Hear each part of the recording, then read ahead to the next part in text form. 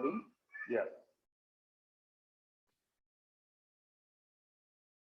Okay चलिए बच्चों, तो आज अपनी रिवीजन क्लास का डे है।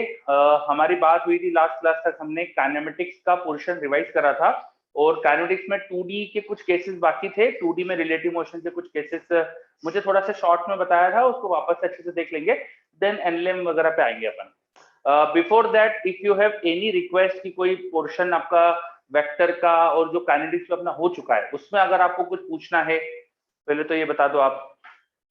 मेरे पास कई बच्चों की रिक्वेस्ट आई थी कि सर ये वाला क्वेश्चन रिवीजन क्लास में बता देना, ये बता देना, तो आप वो क्वेश्चन भी अभी पूछ सकते हो, ठीक है, प्रोवाइडेड वो काइनेमेटिक्स का हो। एनएलएम अभी अपन ने स्टार्ट नहीं करा है, मैं काइनेमेटिक्स पे ही फोकस करना चाह रहा हूँ।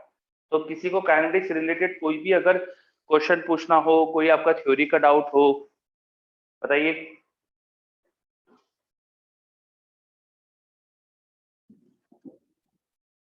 कई बच्चों ने मुझे मैसेज करा था, कोई भी नहीं है? चलो अगर कोई भी नहीं है तो ठीक है, अपन आगे बढ़ते। हाँ कोई कुछ बोल रहा है, sir under what condition constraint relation should be applied.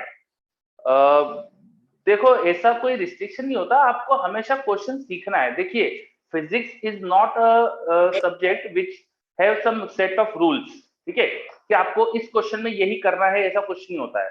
ऐसा नहीं है कि बस ये टाइप के रूल है, आपको हर क्वेश्चन में बस यही अप्लाई करना है।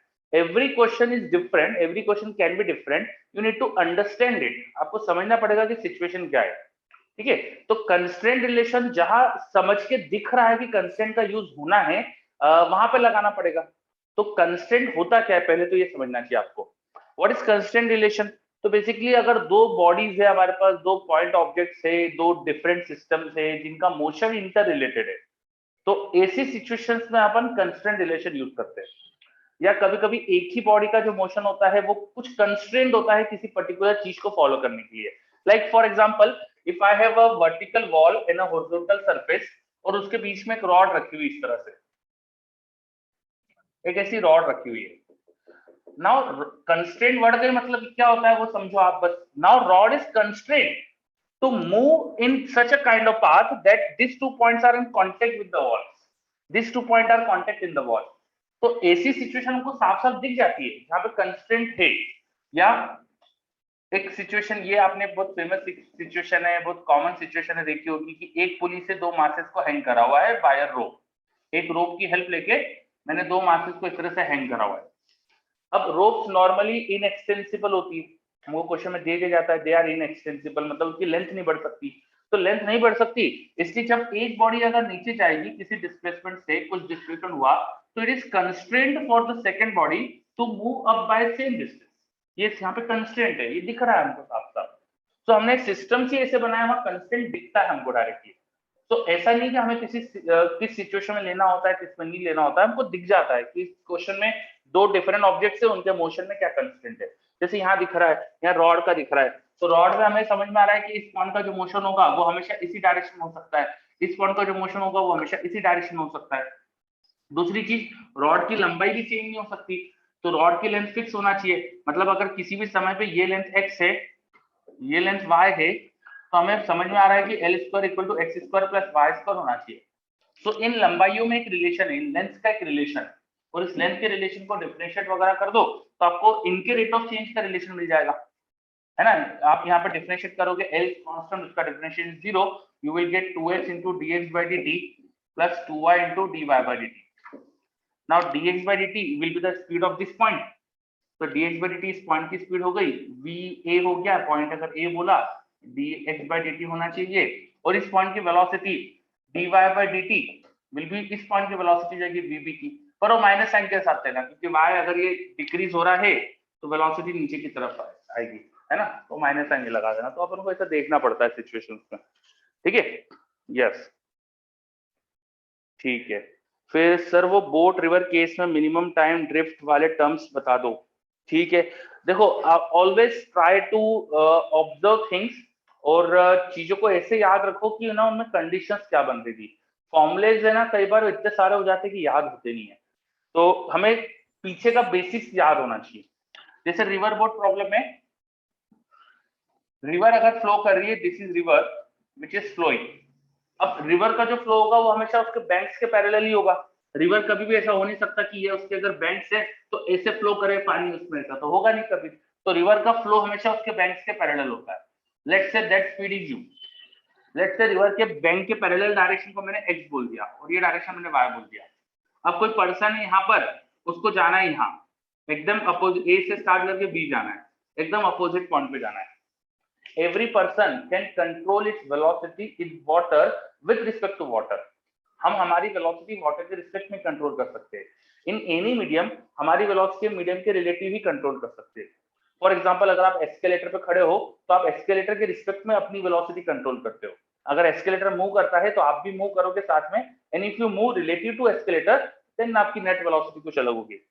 तो हर मीडियम में, जैसे यहाँ पर पानी में आपकी जो स्विमिंग की वेलोसिटी होगी वो विद रिस्पेक्ट टू वाटर होती है। क्वेश्चन में जबकि हमको दिया जाएगा कि स्विमर स्विम कर सकता है v स्पीड से, तो वाटर के रिस्पेक्ट में। तो अगर आपकी speed with respect to water भी है और आपने उसे ऐसा रखा है, वो सपोज आपने वर्टिकल लाइन से थीटा एंगल पर रखी है, तो आप में definitely velocity of river add होने वाली है, because your net velocity should be velocity of swimmer with respect to water plus velocity of water. ऐसा होना ही चाहिए, ठीक है। Velocity of swimmer with respect to water plus velocity of water, ऐसा होना ही चाहिए। आपकी जो रिलेटिव वेलोसिटी है उसमें वाटर की वेलोसिटी ऐड होगी या रिवर की वेलोसिटी ऐड होगी और आपकी नेट वेलोसिटी आएगी। तो इस v में रिवर की वेलोसिटी u ऐड होगी हमेशा और फिर आपकी नेट वेलोसिटी आएगी। तो what ever may be your net velocity जो भी आने वाली है वो आप आसानी से निकाल सकते हो वेक्टर एडिशन करके, अगर आपको वेक्टर्स आते हैं। बिकॉज रिवर की स्पीड हमेशा x में ही है, तो वो x में ही वेलोसिटी अल्टर करेगी।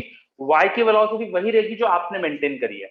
आपने y में velocity v cos theta maintain करी तो वही रहने वाली है, और x में वेलोसिटी रिवर से ऐड हो जाएगी। तो अगर मैं वेक्टर फॉर्म में नेट वेलोसिटी लिखूं, it should be v sin theta plus u in x direction plus v cos theta in y direction. अब कोई आपसे पूछे कि रिवर को क्रॉस करने में टाइम क्या लगा, मान लो रिवर की विड्थ आपको दे दी है क्वेश्चन में w है ना, w is the width of river. तो विड्थ क्रॉस करना है मतलब इस डायरेक्शन में जाना है, रिवर को क्रॉस करना है तो इस डायरेक्शन में जाना है। इस डायरेक्शन में आपकी स्पीड क्या है, ये वाली थी, तो ये स्पीड से इस डायरेक्शन में डिस्टेंस ट्रेवल करने में टाइम जो लगेगा वो इजीली निकाल सकते हैं। टाइम टू क्रॉस वो हमेशा आ जाएगा जो भी विड्थ आपको कवर करना है y डायरेक्शन में अपॉन y की स्पीड, जो भी यहाँ पे कोई एक्सेप्शन है नहीं तो अपन बस डिस्टेंस बाय स्पीड कर देंगे। अब इतने टाइम में आप डेफिनेटली आपकी हॉरिजॉन्टल वेलोसिटी भी तो कुछ आपका ड्रिफ्ट हो जाएगा।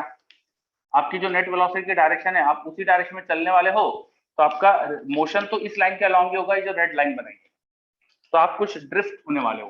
पी पॉइंट से ये जो डिस्टेंस है इसको अपन बोलते हैं नॉर्मली ड्रिफ्ट।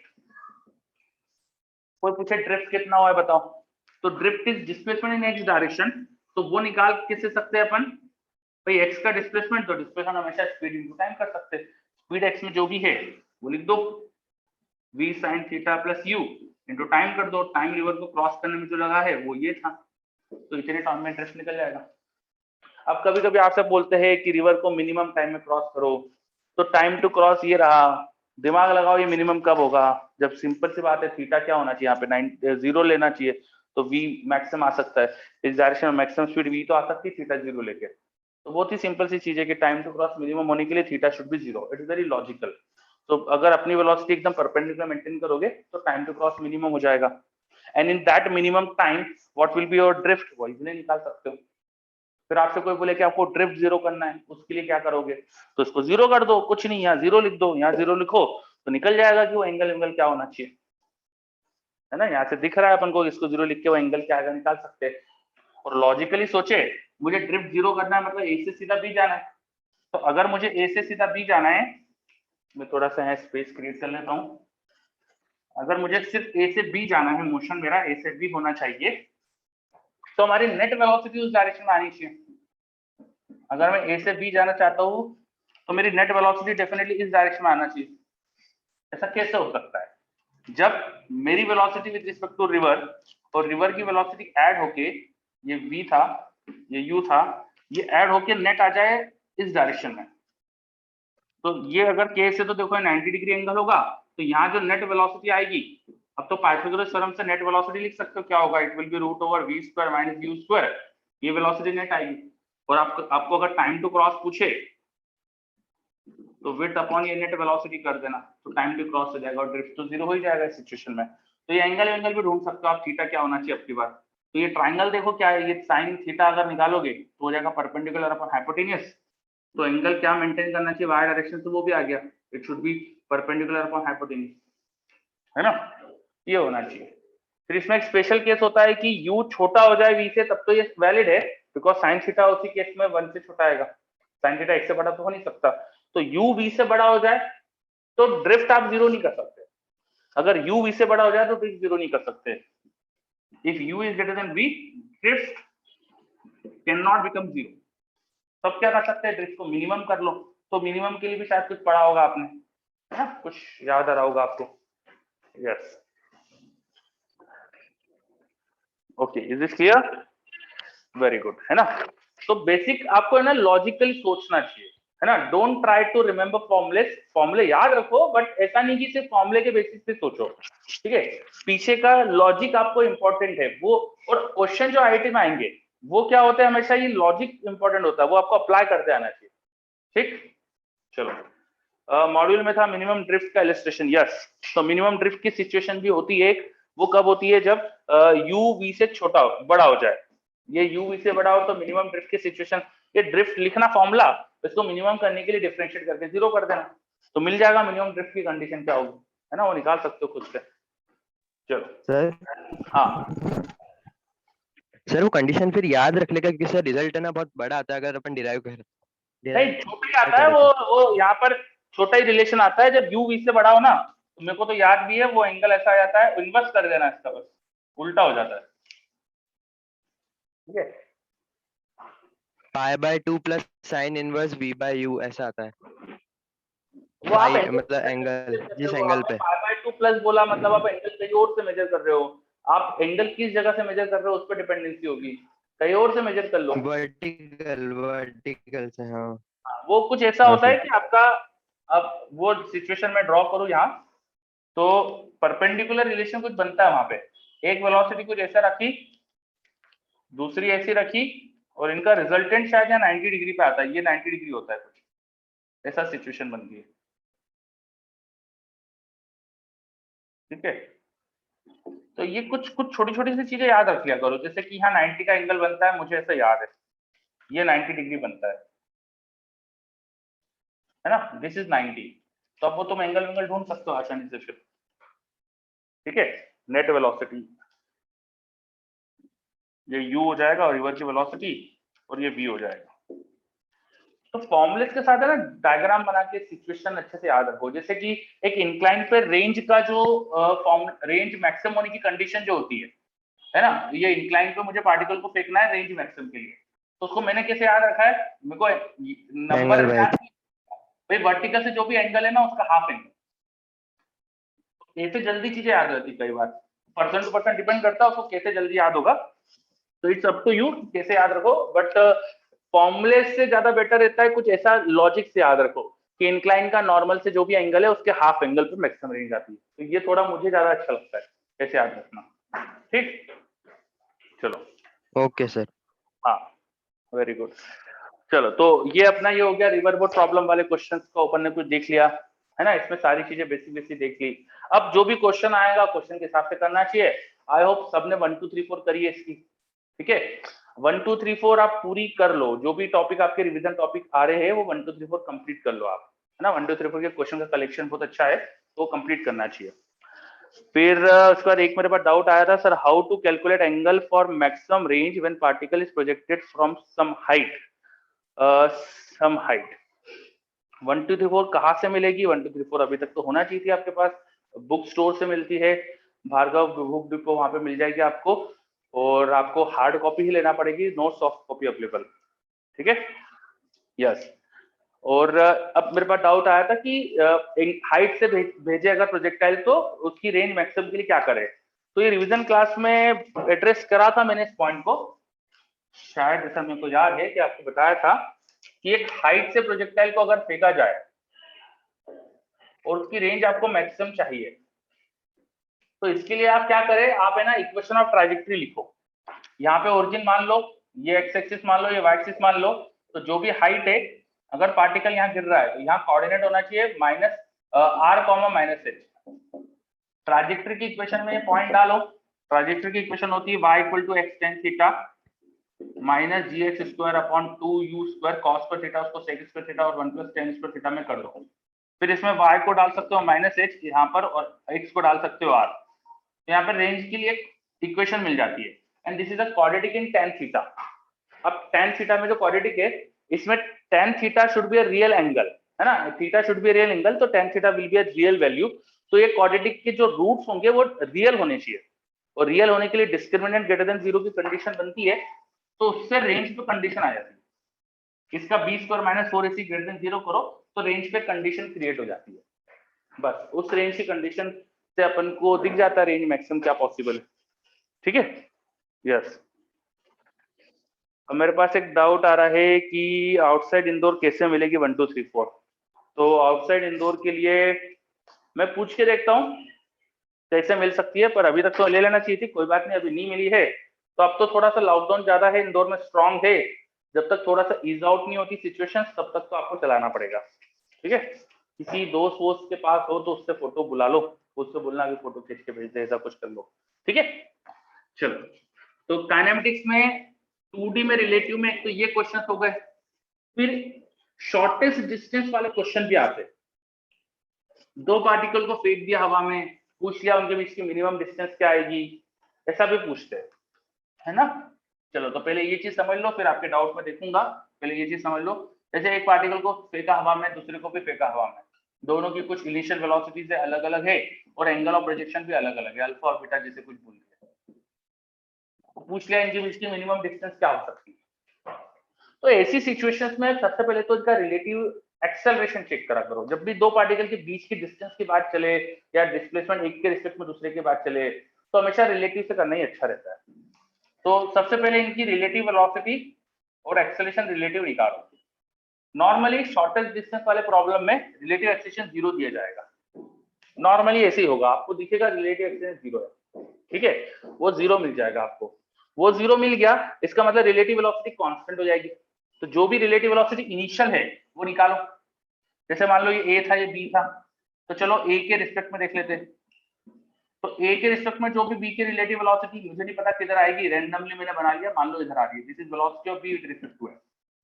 अब रिलेटिव वेलोसिटी ये है और ये कांस्टेंट है, मतलब बी ऐसा ऐसा चलेगा, बी का पाथ इस तरह की स्ट्रेट लाइन के अलोंग होगा क्योंकि वेलोसिटी कांस्टेंट है। अब कांस्टेंट है तो perpendicular distance will B shortest distance, तो ये शॉर्टेस्ट डिस्टेंस हो जाएगी, तो ये हो जाएगी डी मिनिमम। ये कैसे निकाल सकते हैं, अगर शुरू की डिस्टेंस बताओ और ये एंगल बताओ तो डी का कॉम्पोनेंट लेके कर सकते हैं, एंगल ये वाला निकाल लो। लाइन जॉइनिंग पार्टिकल्स का वेलोसिटी से एंगल जो पता हो थीटा, तो D sine theta will be minimum distance. इस तरह से शॉर्टेस्ट डिस्टेंस निकाल सकते हैं। और किस टाइम पर मिनिमम होगी ये पूछा जाए तो ये डिस्टेंस कवर करने पे मिनिमम डिस्टेंस मिल जाएगी। ये डिस्टेंस कितने टाइम में कवर होगी, time to cover the distance will be d cos theta is the distance travel upon velocity relative, इससे मोशन हो रहा है। तो this is how minimum distance and time for minimum distance can be calculated. क्या है, logic समझ में आ रहा है? यस।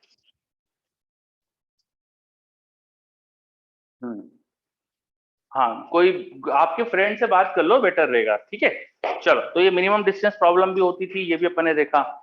फिर काइनेमेटिक्स में वेलोसिटी ऑफ अप्रोच, ये एक बहुत इंटरेस्टिंग चीज होती है। इस पे एससीबी का एक लास्ट क्वेश्चन है, आपने देखा होगा, velocity of approach. Velocity of approach एक एससीबी का क्वेश्चन है, ट्राइंगल वाला, और शायद करा होगा आपने कि ट्राइंगल के तीनों वर्टाइसेस पे 3 पार्टिकल्स है एंड तीनों इस तरह से मूव करते हैं कि A is going towards B, B is going towards C, C is going towards A always, ऐसा कुछ दिया है। ये हमेशा इसकी तरफ जाता है, ये हमेशा इसकी तरफ जा रहा है, ये हमेशा इसकी तरफ जा रहा है। तो उस सिचुएशन में क्या होगा कि A और B हमेशा एक दूसरे, A हमेशा B की तरफ जा रहा है। A की स्पीड मान लो V है, B की स्पीड V है, और क्योंकि एक सिमेट्रिक सिस्टम था तो 60 डिग्री एंगल होगा ये। तो यहाँ ये जो भी डिस्टेंस है बिटवीन A एंड B, इसको अब अप्रोच करने के लिए इस डायरेक्शन में वेलोसिटी हमेशा v प्लस v cos 60 आ रही है। जिस स्पीड से पार्टिकल एक दूसरे की तरफ जा रहे हैं वो हमेशा v प्लस v cos 60 आ रही है। तो ये वेलोसिटी अप्रोच जिस स्पीड से डिस्टेंस बिटवीन पार्टिकल कम होती है, जिस स्पीड से distance between particle is reducing, उसे बोल देते हैं वेलोसिटी अप्रोच, और वो यहाँ पे कांस्टेंट है। तो कांस्टेंट होने से बहुत आसान चीज हो जाती है, भैया इस स्पीड से उनकी बीच की डिस्टेंस कम हो रही है। शुरू की जो भी डिस्टेंस थी वो कुछ है, दे दिया आपको क्वेश्चन में डी एल कुछ दे दिया है, और बाद में मिल जाएंगे तो जीरो हो जाएगी। इनिशियल डिस्टेंस अगर एल है और बाद में तीनों मिल गए सेंटर पे जाके तो बाद में जीरो हो गई, तो डिस्टेंस टोटल ट्रेवल्ड हो जाएगी डी या एल, और जो ये स्पीड थी उससे डिवाइड कर दो तो एक टाइम आ जाएगा। वैसे टाइम टू मिनट अपन आसानी से निकाल सकते हैं। तो ये आसान क्वेश्चन हो जाता है क्योंकि यहाँ पर speed of approach, velocity of approach is constant. ठीक है, जब ये वेरिएबल होती है तो इसमें कुछ चेंज हो जाएगा। यस, बिल्कुल सही। चलो, तो ये लॉजिक समझ में आया। What is velocity of approach? Velocity of approach का मतलब क्या होगा कि भाई इनके पास आने की वेलोसिटी क्या है। ऐसे ही वेलोसिटी ऑफ सेपरेशन का मतलब हो जाएगा कि दूर जाने की वेलोसिटी क्या है। ठीक है, एक के रिस्पेक्ट में दूसरे को देखो, if it is going away तो दूर जा रहा है, if it is going towards तो पास आ रहा है। Along the line joining them क्या वेलोसिटी का कंपोनेंट है।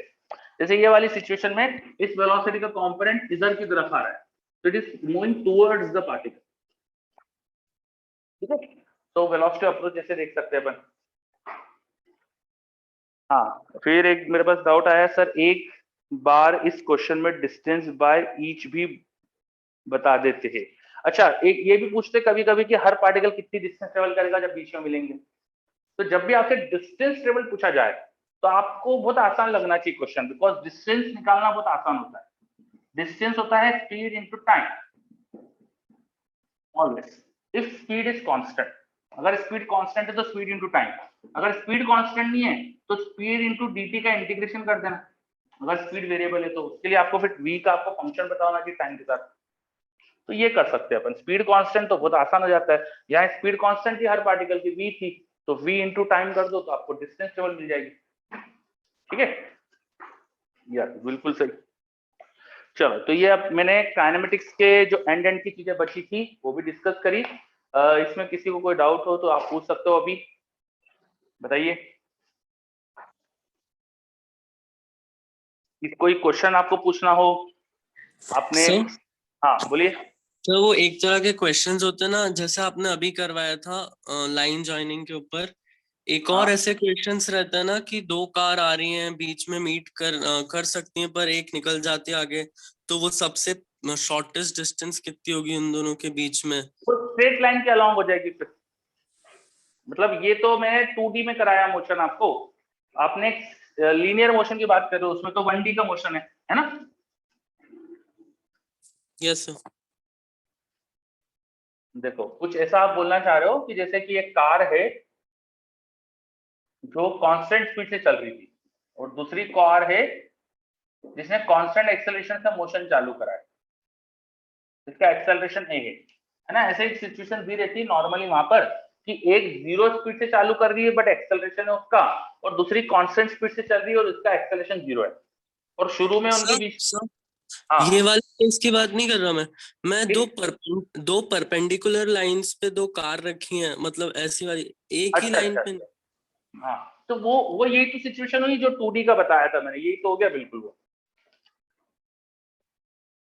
आप कुछ ऐसा कहना चाह रहे हो कि there is a particle here, there is a particle here, particle B is going toward origin, A is also going towards origin, और इनके बीच की मिनिमम डिस्टेंस बतानी है, ऐसा ही बोलना चाह रहे हो ना। Yes sir. ये भी तो यही क्वेश्चन है। रिलेटिव निकालो इसमें पहले विद रिस्पेक्ट टू ए। चलो बी को देख लो, एक किसी एक के रिस्पेक्ट में दूसरे को देख लो, बस किसी के भी रिस्पेक्ट में किसी को भी देख सकते हो, इट्स अप टू यू। तो चलो बी की रिलेटिव वेलोसिटी क्या होगी वो ढूंढो। तो कैसे निकालेंगे? Velocity of B minus velocity of A, velocity of B minus velocity of A. तो रिलेटिव कुछ ऐसे एंगल पे आ जाएगी, इनका रिजल्टेंट जिधर होगा। मान लो ए यहाँ बैठा था, तो बताओ मिनिमम डिस्टेंस ये होगी ना, परपेंडिकुलर वाली डिस्टेंस। ये निकाल दो मिनिमम डिस्टेंस क्या होगी, समझे? सर, हाँ कई बार ऐसा होता है कि जो अपन लाइन बनाते हैं रिलेटिव की, तो हाँ। ये एक एक कई बार आगे से निकलती है, कई बार पीछे से निकलती है। कोई फर्क नहीं पड़ता उससे। चलो ए के आगे से भेज देता हूँ मैं। मान लो कि ए यहाँ बैठा हुआ था, है ना, और ये ऐसा कुछ डायग्राम बन रहा है, this is velocity of A, this is velocity of B. तो जो इनका रिजल्टेंट आया वो इस लाइन के अलोंग आ गया। तो अब ये मोशन ऐसा हो जाएगा, ये आगे से जा रही है तो ये परपेंडिकुलर डिस्टेंस हो जाएगी। ठीक है, आपको हमेशा करना क्या है, ए और बी की लाइन ज्वाइन करो, ए और बी को ज्वाइन करो, इनके बीच की डिस्टेंस क्या है देखो, इनके बीच की डिस्टेंस क्या है देखो, और उस लाइन के साथ, इस लाइन के साथ जो रिलेटिव वेलोसिटी है उसका एंगल ढूंढो। इस लाइन के साथ जो रिलेटिव वेलोसिटी उसका एंगल ढूंढो। ये एंगल थीटा अगर आ गया और इनिशियल डिस्टेंस आ गई तो d sin theta will be the minimum distance. ये रहा, d sin theta is the minimum distance. समझे? This distance will always be d sin theta if this is d and this is theta. ये triangle समझ में आ रहा है? If this is d and this is theta, then this will be d sin theta. समझे? बोलो, is this clear?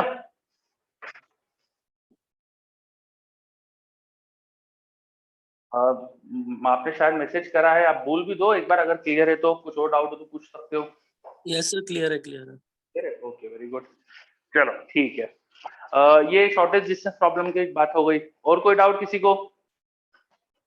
Sir हाँ sir वो जो एनएलएम में सर, वो एंड एंड के पार्ट में जब वो सिस्टम वाला टॉपिक आता है सर, एनएलएम जिसमें पे आते हैं सर अपन। ठीक है, काइनेटिक्स सबको कंप्लीट हो गया? इसका मतलब काइनेटिक्स में और कोई डाउट तो नहीं है? सर एक क्वेश्चन है ना, जिसमें ऐसे ही दो पार्टिकल रहते हैं और एक एक कोई स्ट्रेट लाइन में कांस्टेंट वेलोसिटी से जा रहा है, जो दूसरा पार्टिकल है वो उसको एम करते हुए जा रहा है, तो उसमें कुछ वो डिफरेंशिएशन, उससे टाइम निकालना पड़ता है जब दोनों मीट होंगे। वो वेलोसिटी अप्रोच का क्वेश्चन ये है ना। हाँ मतलब वो उसमें वो याद कुछ, ही रखना पड़ेगा बेटा उसको। उसमें क्या होता है कि जो इक्वेशंस बनती है वो थोड़ी सी ट्रिक से ही सॉल्व होती है। हाँ हाँ, फेमस क्वेश्चन है बहुत, मैं बता देता हूँ।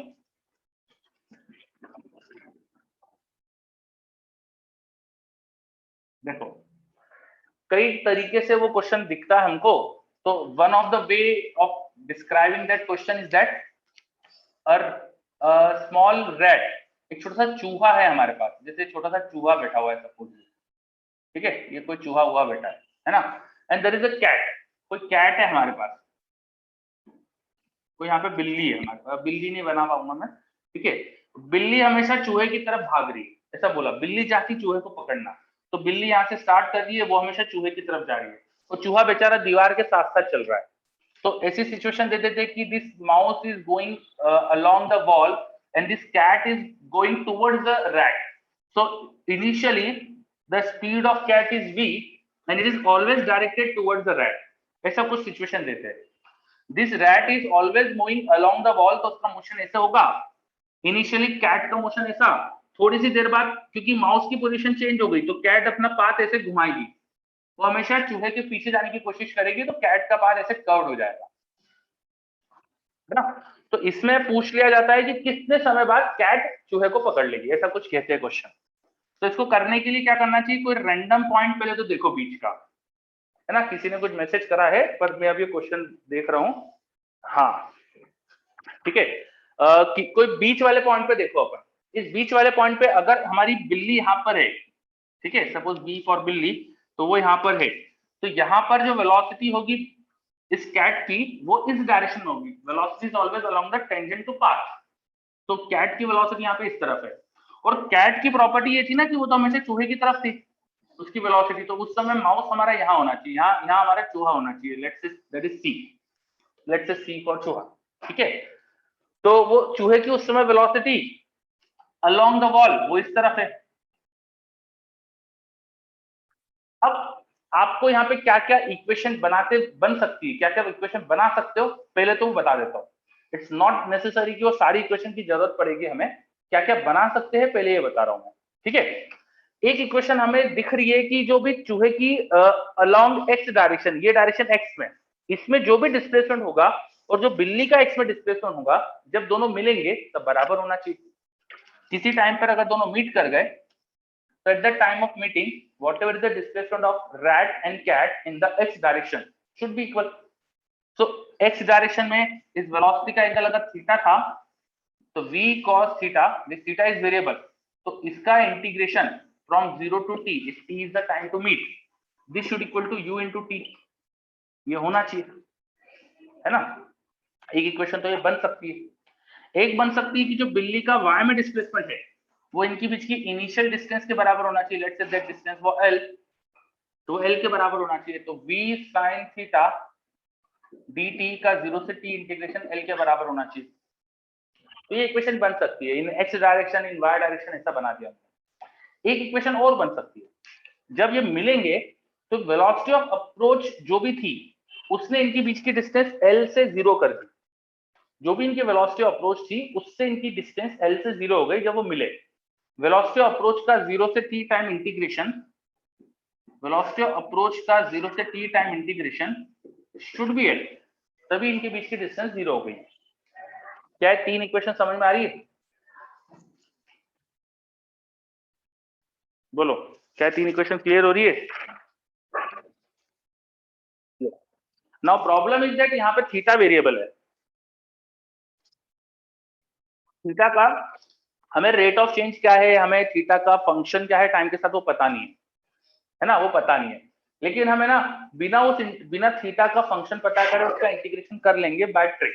यहाँ पे क्या ट्रिक लगाते हैं अपन, ये जो v अप्रोच है ना वो देखो क्या होगी भाई, कैट की वेलोसिटी तो टुवर्ड द माउस है और माउस की वेलोसिटी का कंपोनेंट यहाँ, ये देखो ये भी थीटा ही होगा, दिस लाइन का हॉरिजॉन्टल से एंगल थीटा, यहाँ भी थीटा, तो u cos थीटा v, इनका वेलोसिटी अप्रोच क्या होगा, velocity approach should be v minus u cos theta, velocity approach should be v minus u cos theta. तो ये जो वेलोसिटी अप्रोच की इक्वेशन है ना, इसको थोड़ा सा सॉल्व करो तो हो जाएगा v minus u cos theta dt for 0 to t should be l। Now from this equation I know ये v का v कांस्टेंट है, v dt का इंटीग्रेशन vt आ जाएगा माइनस u कांस्टेंट, तो इंटीग्रेशन cos थीटा dt 0 से t क्या आएगा मुझे पता चल गया, मेरे पास इस इंटीग्रेशन की वैल्यू आ गई, मेरे पास पता चल गया कि ये इंटीग्रेशन की वैल्यू क्या है।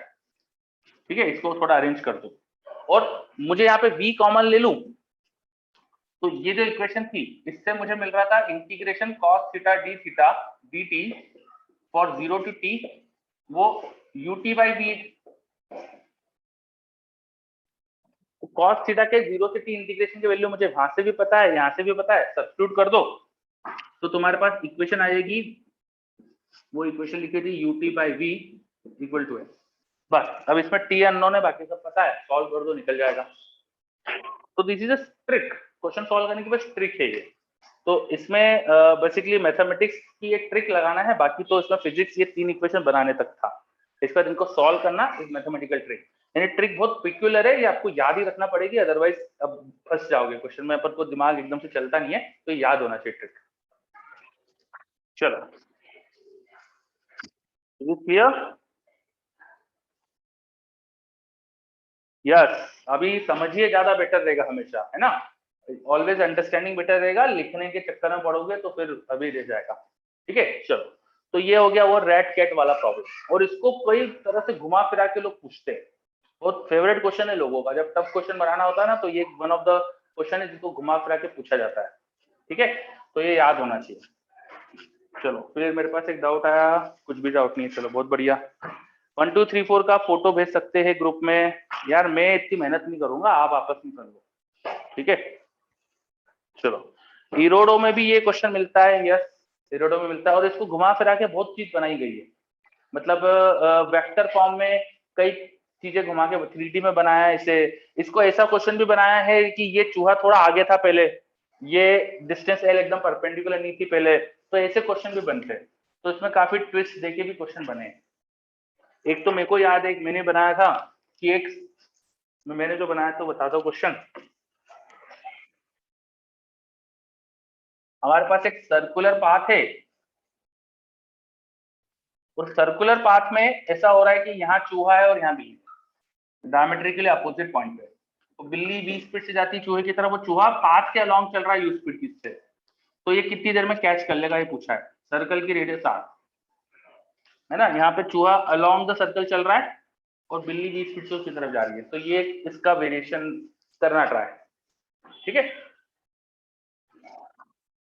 चलो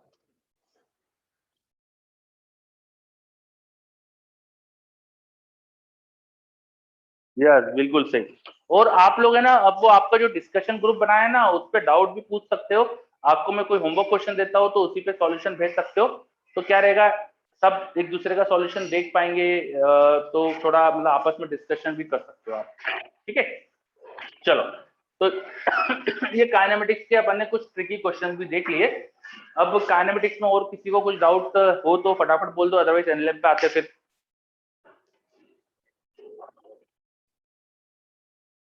यस ईशान, इसे करके भेजिएगा।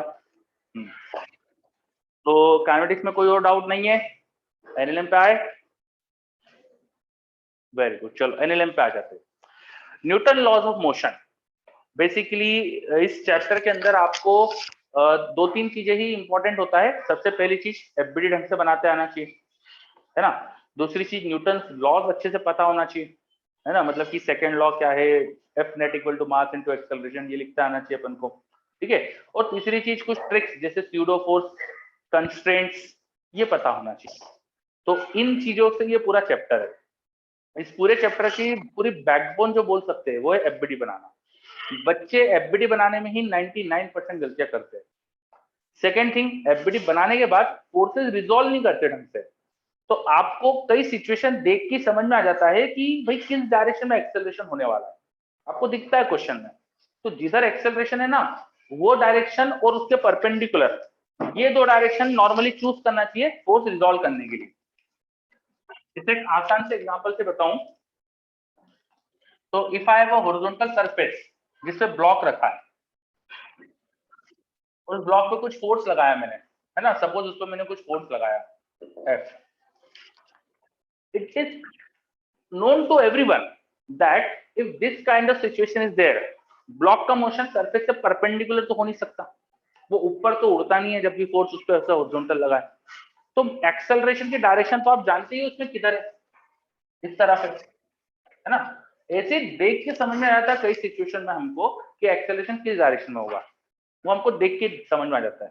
फिर क्या करना चाहिए, आप एफबीडी बनाओ जो भी सिस्टम दिया उसका, तो हमारे ब्लॉक पे फोर्सेस दिखाओ अच्छे से। एक तो फोर्स लग रहा है एफ, फिर इसका वेट लगाएंगे अपन, इसका वेट सेंटर पे लगा देंगे mg, नीचे से नॉर्मल लग रहा होगा, है ना, और कोई फोर्स अगर फ्रिक्शन विक्शन नहीं है तो ये तीन फोर्स रहेंगे।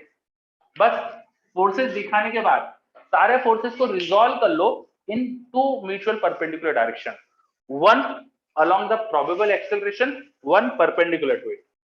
तो सभी क्वेश्चन में करना क्या चाहिए, इसको दो म्यूचुअल परपेंडिकुलर डायरेक्शन में रिजॉल्व करो, एक एक्सेलरेशन की तरफ, एक इसका परपेंडिकुलर, और जिधर एक्सेलरेशन आपने माना है उस तरफ जो भी नेट फोर्स है बाय न्यूटन सेकंड लॉ वो का मास इनटू एक्सेलरेशन, और परपेंडिकुलर फोर्सेस बैलेंस होंगे। अगर एक्सेलरेशन नहीं है तो उधर भी एक्सेलरेशन होता तो वो भी मास इनटू एक्सेलरेशन करते, पर अभी तो बैलेंस कर दो, तो नॉर्मल इक्वल टू mg पर। तो बेसिक लॉजिक यही है, एक सरल सी चीज से समझा है बेसिक लॉजिक क्या है। बाकी हर क्वेश्चन में सिचुएशन अलग अलग हो सकती है, तो उस हिसाब से सोचना है, ठीक है। चलो फिर मेरे पास एक डाउट आ रहा है, एनएलएम के क्यूबी के डाउट है, तो मैंने एनएलएम की क्यूबी शायद आपको भेजी नहीं थी, मैं आज सेंड कर देता हूँ। इनफैक्ट अभी बस क्लास खत्म होने से भेज दूंगा, और क्यूबी के सॉल्यूशन भी ट्राई करता हूँ सेंड करने का, ठीक है। तो जिन्होंने क्यूबी नहीं करी हो वो भी कर लीजिएगा। बाकी अभी थ्योरी में आपको कोई डाउट हो स्पेसिफिक, कोई बच्चा बोल रहा था एनएलएम का कुछ मुझे, now it's your turn. Sir हाँ सर उसमें जो मतलब मॉड्यूल में सर 10th टॉपिक जो है मेजर टॉपिक, सर उसमें ऐसा दिया गया है सिस्टम, पूरे सिस्टम के बारे में दिया गया है। और सर ठीक है। उसमें एक वेज पर जो मूवेबल है हाँ उसके ऊपर एक ब्लॉक रख रखा है। ठीक है। हाँ सर इस केस में सर वो मतलब मोशन को और एक्सटर्नल कुछ अपन फोर्स प्रोवाइड नहीं कर रहे हैं, बस जो ग्रेविटेशन का फोर्स लगेगा ब्लॉक पे उसके कारण वो नीचे खसकेगा, और उसके कारण वेज उसके अपोजिट डायरेक्शन में जा रहा है। ठीक है। सर हाँ एक बार वो सिचुएशंस रिलेटेड सर थोड़ा ट्रिक वगैरह कुछ बताए थे, क्योंकि सर उसमें सर एग्जैक्टली वही क्वेश्चन देख लेते हैं अभी, ठीक है। तो एक क्वेश्चन है, wedge is placed on a smooth surface, wedge का एंगल थीटा, wedge का मास m, और उस पे एक ब्लॉक रखा हुआ है which is also smooth and system is release from rest, system को छोड़ दिया रेस्ट से, दोनों एक्सेलेरेट करेंगे, दोनों का एक्सेलेरेशन पूछ लिया जाता है हमको कभी कभी। सो इसमें सबसे पहली चीज तो हमको देख के समझ में आ रहा है कि विथ वेज का जो भी एक्सेलेरेशन होगा वो अलोंग दिस डायरेक्शन ही हो सकता है, वेज ऊपर नीचे तो जाएगी नहीं, वेज का एक्सेलेरेशन इधर होने वाला है, मान लो वो एक्सेलेरेशन ए है, पहले तो देखते से समझ में आ रहा है वेज का एक्सेलेरेशन आ रहा है कि नहीं है, बताओ। Yes sir. चलो, और उसके बाद फिर ये जो ब्लॉक है उसका भी देख के समझ में आ रहा है कि वेज के रिस्पेक्ट में अगर देखा जाए, विद रिस्पेक्ट टू वेज देखा जाए, तो इसका मोशन ऐसे हो सकता है along the incline surface with respect to wedge, with respect to wedge जो इस ब्लॉक का मोशन होगा वो इधर हो सकता है। बोलो, अगर वेज रुकी हुई होती तो इसका मोशन ऐसे ही हो सकता है ना, वेज के रिस्पेक्ट में देखना मतलब वेज को रोक के देखना, वेज को रोक के देखोगे तो ये तो ऐसे ही चल सकता है ना। तो विथ रिस्पेक्ट टू वेज इस ब्लॉक का extension should be A not, जरूरी नहीं कि सेम हो, तो मैंने ए नॉट बोल दिया, वो ऐसे हो सकता है, ये विथ रिस्पेक्ट टू वेज है। ये बात समझ में अभी इतनी? Yes sir. ठीक है, अब ये जो हमारा ब्लॉक था उसका ये acceleration with respect to wedge है, तो वेज का भी तो है, तो हमारा रिलेटिव वाला कॉन्सेप्ट क्या बोलता है, इसके वेज के रिलेटिव एक्सेलरेशन में वेज का जोड़ दो तो इसका नेट एक्सेलरेशन आएगा। तो एक्चुअली मुझे इसका नेट एक्सेलरेशन ऐसे दिखाना चाहिए, A nought with respect to wedge और ए हॉरिजॉन्टल, तो ये हो गया ब्लॉक और ये हो गया वेज का, समझ में आया? हाँ बोलो, कोई बोल रहा था कुछ? हाँ तो सर उस पे तो सूडो फोर्स लगना चाहिए ना। अच्छा, अब ये बहुत अच्छी चीज पूछी आपने, उस पर सूडो फोर्स लगना चाहिए, वाई? मेरा क्वेश्चन वाई? सर क्योंकि अपना जो वेज है सर उसका एक्सेलरेशन ए है, हाँ, तो ब्लॉक तो उसके ऊपर रखा है, तो वो तो मतलब अपन वेज के ऊपर बैठ के देख रहे हैं। मैं अभी तक देखना चालू नहीं कर रहा हूं, मैंने कब बोला कि मैं वेज के रिस्पेक्ट में देख रहा हूं? मैंने अब क्या बोला, मैं विद रिस्पेक्ट टू वेज पहले समझा रहा था आपको, मैं तो थोड़ी बोल रहा था कि मैं वेज के रिस्पेक्ट में ही इसका एक्सप्रेशन दिखाऊंगा। मैंने समझाने के लिए लिखा था with respect to wedge expression इधर होगा, अब विद रिस्पेक्ट टू वेज मुझे नहीं देखना, तो स्यूडो फोर्स क्यों लगाऊं मैं? तो सर अपन ने अभी जो वो छोटे वाले ब्लॉक का जो लिखा है, हाँ, तो सर वो विद रिस्पेक्ट टू ग्राउंड लिखा है ना। यस, ये दो एक्सप्रेशन मिलकर अब ग्राउंड के रिस्पेक्ट में एक्सप्रेशन आएगा। Okay sir. ठीक है, चलो, ऐसे क्वेश्चंस में विद रिस्पेक्ट टू वेज देखना इट्स नॉट अ कंपल्शन। बच्चों को लगता है इसमें स्यूडो फोर्स लगा के करना चाहिए, कोई कंपल्शन नहीं है, ये आप पे निर्भर करता है, आपको करना है रिलेटिव से तो करो, नहीं करना है रिलेटिव से मत करो। कई बार क्या होता है रिलेटिव से करने से चीजें आसान दिखती है, क्योंकि आपको आदत है रिलेटिव देखने की। बच्चों को जनरली हम सब जब चीजें देखते हैं, जैसे कि किसी ट्रेन में बैठे हैं अपन और ट्रेन एक्सीलरेट कर रही है, हम ट्रेन में बैठ के अंदर की चीज को देख रहे हैं, तो ऐसी सिचुएशन हमने देखी है, इसलिए हमको आसान लगता है रिलेटिव देखना, बट इट्स नॉट नेसेसरी कि रिलेटिव ही देखना चाहिए। ठीक है, इट्स अप टू यू कि कैसे देखना है। तो मैं इसको दोनों तरह से बताता हूँ। चलो, पहले तो ग्राउंड से बताता हूँ। मुझे ग्राउंड फ्रेम ज्यादा अच्छी लगती है, क्योंकि स्यूडो फोर्स ऐसा कॉन्सेप्ट है जो बच्चों को थोड़ा कंफ्यूज ज्यादा कर देता है, इसलिए मैं दोनों तरीके प्रिफर करता हूँ। पहले ग्राउंड से बता रहा हूँ। ग्राउंड से देखेंगे तो एफबीडी बनाते हैं सबके, वेज का एफबीडी और ब्लॉक का एफबीडी। एफबीडी मस्ट, फोर्सेस दिखा दो किस पे क्या लग रहा है। वेज पे उसका वेट लगाएंगे, ग्राउंड से कुछ नॉर्मल होगा, लेट से वो N1 है, और एक नॉर्मल होगा ड्यू टू द ब्लॉक, वही ब्लॉक पे भी लगेगा नॉर्मल, ब्लॉक पे उसका वेट लगेगा। बस ये फोर्सेस होंगे सब पे, है ना, सबके फोर्सेस दिखा दिए। अब इंक्लाइन का हॉरिजॉन्टल से एंगल थीटा, तो इंक्लाइन के नॉर्मल का वर्टिकल से थीटा, ये रटा हुआ होना चाहिए। किसी भी इंक्लाइन का हॉरिजॉन्टल से थीटा, तो इंक्लाइन का जो नॉर्मल डायरेक्शन होगी उसका वर्टिकल से थीटा, तो ये रटा हुआ होना चाहिए, इसमें कोई टाइम लगना नहीं चाहिए बार बार। वेज को देखो, उसका एक्सप्रेशन हमें पता है, हॉरिजॉन्टल में ए है, वर्टिकल में कुछ भी नहीं है, तो हॉरिजॉन्टल में इसका n का ही कंपोनेंट है, n sin theta should be ma wedge के लिए। ठीक है, वर्टिकल फोर्सेस बैलेंस होना चाहिए, तो कैपिटल mg प्लस n cos theta these are downward should equal to n1। इसकी जरूरत नहीं है, इस इक्वेशन की जरूरत थी पहले। इस ब्लॉक को देखो, ब्लॉक के दो दो एक्सेलरेशन है, एक ए और एक A nought. A is horizontal, A nought along the surface. तो एक काम करता हूं, मैं नॉर्मल की डायरेक्शन बनाता हूं, है ना। अब जो नॉर्मल की डायरेक्शन है उसका वर्टिकल से थीटा, तो हॉरिजॉन्टल से 90 माइनस थीटा होना चाहिए, ये 90 माइनस थीटा होना चाहिए। ठीक है, तो ए के कंपोनेंट ले लेता हूं मैं। ए का कंपोनेंट इधर साइन हो जाएगा, हॉरिजॉन्टल में कॉस हो जाएगा, इधर हो जाएगा ए कॉस थीटा, और इस डायरेक्शन में हो जाएगा ए साइन थीटा। तो अब मैंने क्या कर लिया, मैंने एक्सेलरेशंस को दो म्यूचुअल डायरेक्शन परपेंडिकुलर डायरेक्शन में दिखा दिया, along the wedge and perpendicular to wedge. Acceleration के दो कंपोनेंट दिखा दिए। अब इसमें फोर्सेस देखो, mg का एक कंपोनेंट इधर आ जाएगा mg sin थीटा, और mg का एक कंपोनेंट उसके परपेंडिकुलर हो जाएगा mg cos थीटा। किसी फोर्स के कंपोनेंट दिखा दूं तो उस फोर्स को साथ में नहीं दिखाऊंगा, नहीं तो फिर कंफ्यूजन हो सकता है। अलोंग द सरफेस क्या क्या फोर्सेस है, ठीक है। मैं थोड़ा सा तेज बता रहा हूं तो प्लीज मुझे रोक के पूछ लीजिएगा अगर आपको कुछ डाउट लग रहा है। Along the surface mg sin theta अकेला force, along the surface acceleration is a naught minus a cos theta, तो m time a naught minus a cos theta, ये along the surface की इक्वेशन बन गई।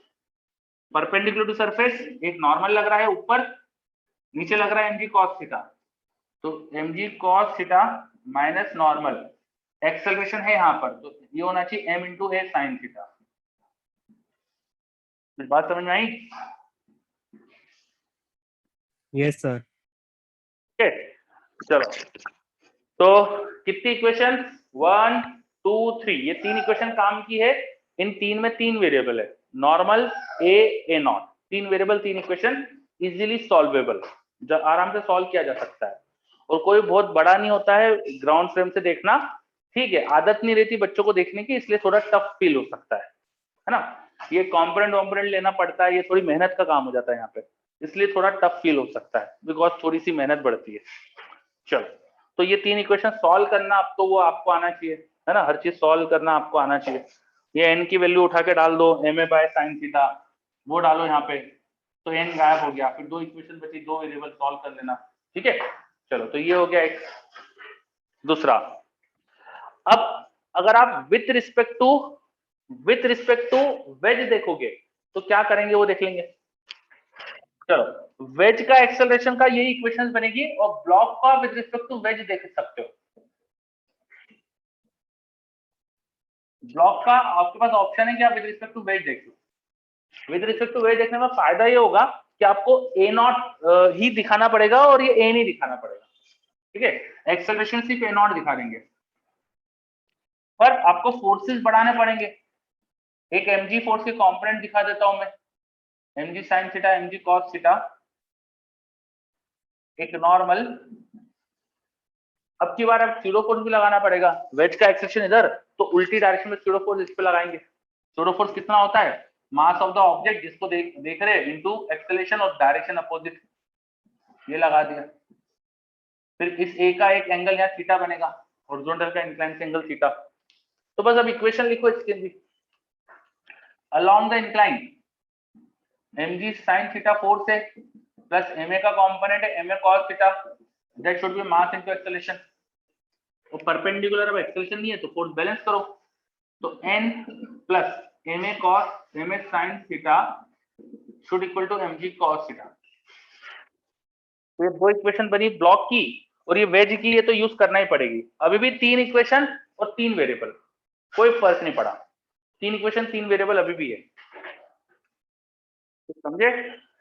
Okay sir. ठीक है, तो ये दोनों तरीके से बताया, ब्लॉक को विद रिस्पेक्ट टू ग्राउंड देखा, ब्लॉक को विद रिस्पेक्ट टू वेज देखा। अभी भी तीन इक्वेशन बनेगी, ये दो equation with respect to wedge, plus wedge की खुद की एक इक्वेशन ये। तो आपको इस तरह से कर सकते हो, और आप थोड़ा केयरफुली देखो तो ये सेम है, देखो दिस टू आर आइडेंटिकल, देखो जरा, दिस टू आर आइडेंटिकल ना। तो ग्राउंड से देखने से कोई डिफिकल्ट नहीं होता है क्वेश्चन, बस थोड़ा सा ये ध्यान देना पड़ता है, रिलेटिव एक्सेलरेशन, थोड़ा एक्सेलरेशन को ढंग से लिखना पड़ता है, थोड़ा सा मेहनत बढ़ती है, ठीक है। चलो, वेरी गुड। फिर मेरे पास डाउट आया है सर, दोनों तरफ से मास वाली रोप पर फोर्स लग रहा हो तो टेंशन एट मिड पॉइंट कैसे निकाले? अच्छा मेरे पास एक वेज कंस्टेंट का लोग पूछ रहे, डाउट क्या है? ये जहाँ पे जो अपन ने करा ना कि ब्लॉक का acceleration with respect to wedge इधर है, और फिर इसमें वेज का जोड़ेंगे, इसी को वेज कंस्टेंट बोल देते हैं। यही चीज कहलाती है वेज कंस्टेंट, इसी को वेज कंस्टेंट की हेडिंग में पढ़ाया जाता है। ठीक है, चलो फिर मेरे पास एक डाउट आ रहा है कि रस्सी में मास हो तो क्या करेंगे? तो किसी रस्सी में मास है अगर, उसको दोनों तरफ फोर्स लग रहे हैं, मान लो F1 और F2, रस्सी का मास m, और किसी ने कहीं पर इसमें टेंशन वेंशन पूछी, तो जिस जगह टेंशन पूछी है वहां से रस्सी को काट के देखो और कुछ नहीं करना है। पहले तो देख लो क्या हो रहा है भाई, F1 F2 फोर्स है और एक मास है, रस्सी में मास है, मास तो है ना वो, चाहे रस्सी का मास हो मास है, तो न्यूटन सेकंड लॉ से भाई net force equal to mass into acceleration होना चाहिए। तो ये एक्सेलरेशन आएगा रस्सी का, रस्सी से एक्सेलरेशन से चलेगी। अब आपको जिस भी लोकेशन पे आपको टेंशन निकालना है वहां पे रस्सी को काटो, वहां पे काटो और दो डायग्राम अलग अलग बनाओ। यहाँ पे टेंशन टी तो टी दिखा दो, इधर पिछले हिस्से पे F2 पीछे फोर्स लग रहा है, उधर अगले हिस्से पे F1 आगे फोर्स लग रहा है। फिर इतने हिस्से का आपको मास निकालना पड़ेगा, इतने हिस्से का मास मान लो m डैश है और आपको इसका एक्सप्रेशन पता है a, तो आप क्या लिख सकते हो, T minus F2 equal to m dash है, आप लिख सकते हो T minus F2 equal to m dash है। तो अगर ये मास m डैश पता है, एक्सप्रेशन तो नोन था वो रख दो, मास m डैश पता है तो टेंशन आ जाएगा। समझे कुछ? रस्सी के मिड पॉइंट में टेंशन निकल सकता है इससे। चलो फिर गोपाल का डाउट आया, सर मास वाले रस्सी में मास का कुछ फंक्शन दे देते तो x के लिए भी तब कैसे करते? अच्छा, मास का जो फंक्शन दिया है उससे ये देखो करना तो यही है, मास निकालने का काम बदल सकता है अगर मास का कुछ फंक्शन दे दिया हो। जहां भी टेंशन चाहिए वहां रस्सी को काटो तो वहां का टेंशन ऐसे लगते हुए दिखेगा। ठीक है, तो ये इक्वेशन तो यही बनेगी। अब जो मास m डैश है ना, वो तुम्हें किस तरह से निकालना है, वो फंक्शन क्या दिया उस पर डिपेंड करेगा। तो मास सही निकाल के रख दो बस, तो तुम्हारा काम हो जाएगा। ठीक,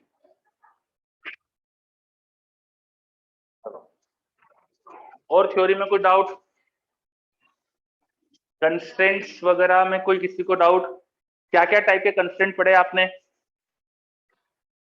किसी ने कुछ बहुत बड़ा सा लिखा है, शांत एक मिनट रुकिए। To paint the side of building, painter normally hoist himself up by pulling the rope as a figure. अच्छा, तो कुछ एक क्वेश्चन आया है कि एक पेंटर रस्सी पकड़ के टंगा हुआ है। देखो, और न्यूटन लॉज ऑफ मोशन के क्वेश्चन को करने का बेसिक तरीका सेम होता है, चाहे क्वेश्चन कैसा भी हो। आप अपने मन में क्वेश्चन को डिवाइड करते हो, पर क्वेश्चन में आप फाइनली करते क्या हो, एफबीडी बनाते हो, एक्सेलरेशन किधर है ये देखते हो, और न्यूटन सेकंड लॉ अप्लाई करते हो, है ना? हर क्वेश्चन में यही करते हो। तो जैसे एक क्वेश्चन आ रहा है मेरे पास कि एक प्लेटफॉर्म पे कोई पेंटर खड़ा हुआ था, उस प्लेटफॉर्म को रस्सी से कुछ टांगा हुआ था शायद, ऐसा कुछ है, या फिर वो खुद ही रस्सी से पकड़ा हुआ है, कुछ ऐसा कुछ सिचुएशन है ना, ऐसा कुछ सिचुएशन है कि ऊपर एक पुली है और पुली का एक हिस्सा इस आदमी ने पकड़ा है, तो पुली से रस्सी जाके इस प्लेटफॉर्म पे कसी हुई है, शायद ऐसा डायग्राम है। एक बार चेक कर लेते हो डायग्राम क्या था। हाँ, गोपाल बोल रहा है यही है। ठीक है, ठीक है। अब इसमें कुछ पूछ लिया गया आपसे पूछ लिया कि रस्सी को कितने फोर्स से खींचो कि आप इक्विलिब्रियम में रह पाओ। तो अगर ये आपसे बोला है कि आप इक्विलिब्रियम में हो, तो आपको पता है आपका एक्सेलरेशन 0 है, और एक्सेलरेशन 0 है तो फोर्स बैलेंस होंगे। अब फोर्सेस क्या क्या होंगे, अगर दोनों को एक साथ देखो तो आदमी पे उसका वेट होगा और प्लेटफॉर्म पे उसका वेट होगा, मान लो ये W1 W2 है, और रस्सी का टेंशन अगर T है तो दोनों तरफ TT होगा, तो 2T इक्वल टू हो गया W1 प्लस W2, तो T होना चाहिए W1 प्लस W2/2। अगर ये प्लेटफॉर्म इक्विलिब्रियम में है तो टेंशन इतनी आनी चाहिए रस्सी में, और रस्सी में जो टेंशन है वही तुम्हारे हाथ पे फोर्स लगेगा, तो आपको उतनी फोर्स से रस्सी को खींचना पड़ेगा। तो रस्सी को इतने फोर्स से खींचना पड़ेगा अगर आप इक्विलिब्रियम में हो। तो पहली चीज तो ये आ गई। ठीक है, फिर कोई पूछता है इसमें कि आदमी के नीचे अगर किसी ने वेंगिंग मशीन रख दी तो उसका वेट क्या फील होगा। तो वेट बेसिकली होता क्या है, नॉर्मल वेगिंग मशीन रीड करती है नॉर्मल। वेगिंग मशीन का कभी भी आपसे क्वेश्चन पूछा है वेगिंग मशीन क्या रीड करेगी, वेट क्या रीड होगा, तो आपको नॉर्मल बताना है, ये आपको याद होना चाहिए। अब फिर से वो एफबीडी देखो, आदमी पे टेंशन टी लग रहा था, उसका खुद का वेट डब्ल्यू लग रहा था और नीचे से लग रहा है एक नॉर्मल, और ये इक्विलिब्रियम में, तो tension plus normal equal to W, तो नॉर्मल ढूंढ लो क्या है, हो जाएगा W1 माइनस टी, यहाँ टी रखो, नॉर्मल आ गया, तो आदमी का वेट क्या फील होगा ये पता चल जाएगा, समझे? चलो सर हाँ बोलो। सर वो एक रोप वाला क्वेश्चन होता है ना फ्रिक्शन में, कि आधी रोप उस स्लैब के नीचे है और उसका पोर्शन ऊपर है, तो ऊपर अपन खींच रहे हैं उसको, तो उसको कितना वो ऊपर आ जाएगी, कितना फोर्स लगा के, ऐसा एक क्वेश्चन होता है। आधी रोप नीचे है फ्लैप के और आधी ऊपर है, हाँ सर फ्रिक्शन का मतलब फ्रिक्शन वाली टेबल पे रोप को खींचा जा रहा है, ऐसा कुछ?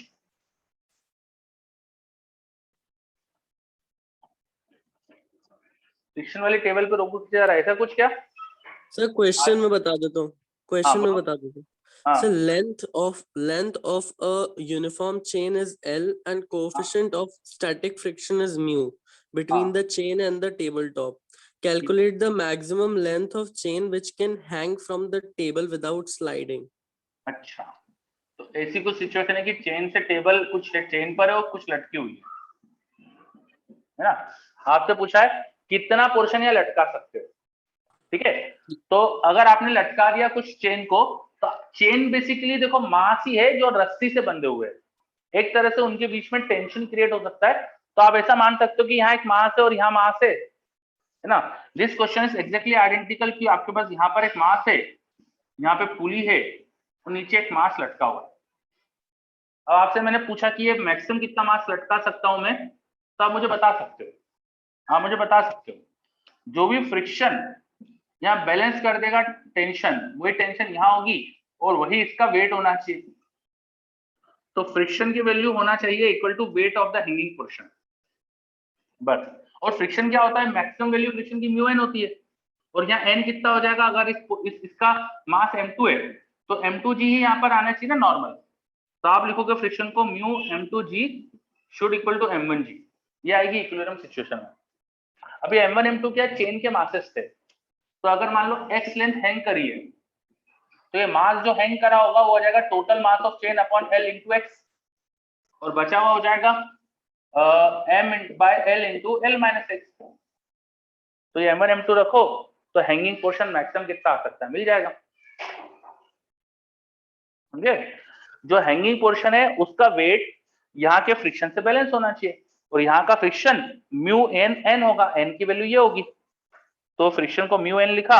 अब ये मास बस इससे आना चाहिए आपको, हैंगिंग पोर्शन का मास हो जाएगा m by l into x, अगर x लेंथ हैंग करी है तो बची हुई लेंथ l माइनस एक्स होगी, तो यहाँ मास हो जाएगा m by l into l minus x, वो मास यहाँ रखो, तुम्हारा काम हो गया। Okay sir. ठीक है, चलो सर एक क्वेश्चन 1 2 3 4 में कि दो इंक्लाइन वेज के बीच में रोप लटकी है और वो बीच में रोप वाले हवा में, तो फ्रिक्शन रोप पर हैंगिंग निकालना है, तो कुछ लिखा है। देखो हर क्वेश्चन है ना, क्वेश्चन का डायग्राम कैसा भी हो, always try to imagine this question in terms of Newton laws of motion, basics से इमेजिन करो। क्वेश्चन कैसा भी दिया हो, ट्राई टू इमेजिन फोर्सेस कैसे लगेंगे, ठीक है? अगर ऐसा सोचोगे फोर्सेस कैसे लग रहे क्या है, तो क्वेश्चन बहुत आसान हो जाएगा, चाहे कैसा भी क्वेश्चन है ना। तो एक फ्रिक्शन तो वैसे आपका आ नहीं रहा है अभी, चलो, लेकिन friction is very similar to Newton laws of motion. तो जो मेरे पास डाउट आ रहा है वो क्या है मैं बताता हूँ आपको। ऐसा कुछ क्वेश्चन है कि दो इस तरह की सिस्टम है और एक हेवी रोप है जो कुछ इस टेबल पे रखी है, कुछ बीच में लटकी हुई है और कुछ इस टेबल पे रखी हुई है, शायद ऐसा कुछ क्वेश्चन है। ये एंगल थीटा थीटा है और कुछ पूछा है इसमें, शायद ये हैंगिंग पोर्शन का आपको लेंथ मैक्सिमम कितनी हो सकती है, ऐसा कुछ पूछा है, ठीक है? तो इसमें करना क्या है, कुछ नहीं भाई, ये जो रोप है ये एक मास है जो टेबल पे रखा है, ये जो रोप है एक मास है टेबल पे रखा है, और हैंगिंग पोर्शन भी एक मास है जो हवा में लटका है ना। तो तीनों को अलग अलग देख लो, डायग्राम बना लो, तीनों का अलग अलग डायग्राम बना लो।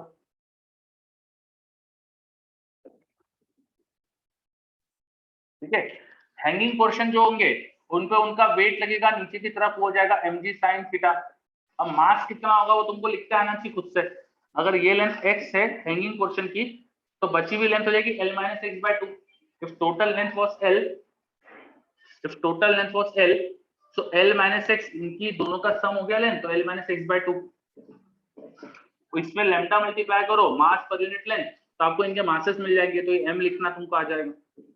ठीक है, तो इस पे mg का इधर कंपोनेंट, mg का इधर कंपोनेंट, यहाँ पे लगेगा नॉर्मल ऐसा, और इसको नीचे खिसकने से रोकने के लिए फ्रिक्शन लगेगा ऊपर, और इन दोनों के बीच में टेंशन लगेगा T।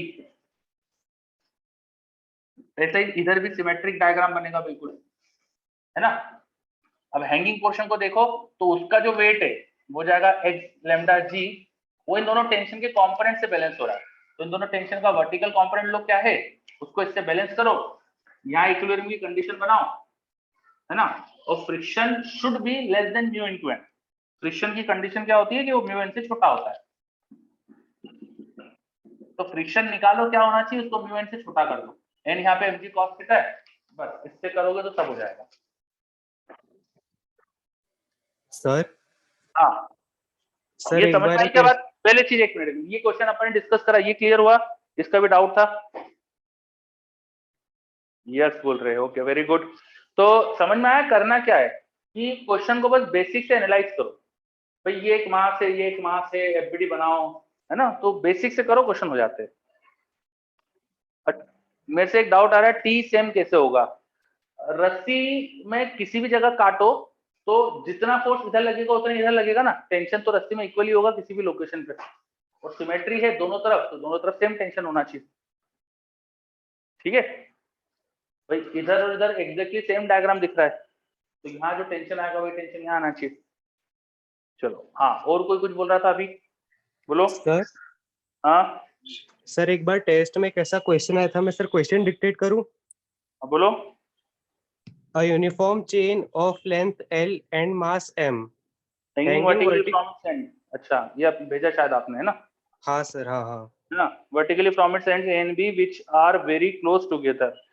At a given instant the end B is released. What is the tension at A when B has fallen a distance x and which is where x is less than L? अच्छा, तो question कुछ ऐसा है कि एक chain है जो गिर रही है। ये क्वेश्चन वेरिएबल मास सिस्टम का है, ये हमारा अभी रिवीजन का टॉपिक का क्वेश्चन नहीं है, स्टिल थोड़ा सा आइडिया दे दूं मैं आपको।